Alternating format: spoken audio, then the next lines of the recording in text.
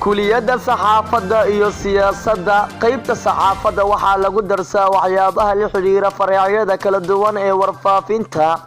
mid la iska arko telefishinka tan la iska dhageysto raadiyaha iyo tan la iska akhristaba wargeysyada waxyaabaha lagama maarmaanka u ah takhasuskan in ardaygu ka gudbo ugu yaraan 80% celceliska dhibacaha guud ee marxaladda dugsiga sare in ardaygu xiise iyo jaceylba u hayo takhasuska saxaafadda in ardaygu leeyahay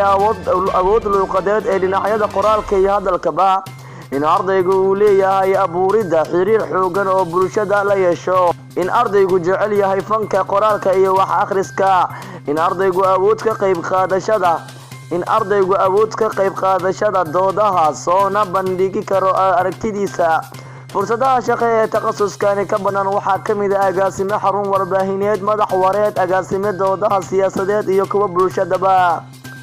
soo saare barnaamijyad soo tabiyo wareed tafatiro wargeys howlaha maamul iyo xirfadeed ee la xiriira takhasuskan qaybta culumta siyaasadda waxaa lagu darsaa siyaasadaha dowladaha falsafada siyaasadeed xiriirka ka dhaxeeya dowladaha sida loo falanqeeyo xaaladaha taagan iyo go'aamada siyaasadeed waxyaabaha lagama maarmaanka u ah takhasuskan in ardaygu ka gudbo imtixaanka ugu yaraan 80% celceliska dhibacaha guud ee marxaladda dugsiga sare inuu ardaygu xiise iyo jaceylba u qabo ku biiridda kuliyadda siyaasadda inuu ardaygu diyaar u yahay inuu ka shaqeeyo howlaha la xiriirta takhasuskiisa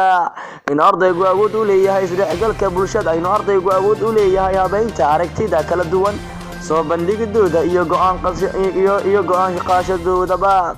fursadaha shaqo ee takhasuskani ka banaan waxaa ka mid ah shaqooyin diblomaasiyadeed xeelleere horumarinta maamulka xeelleere qorsheynta arrimaha siyaasadeed madax bartakool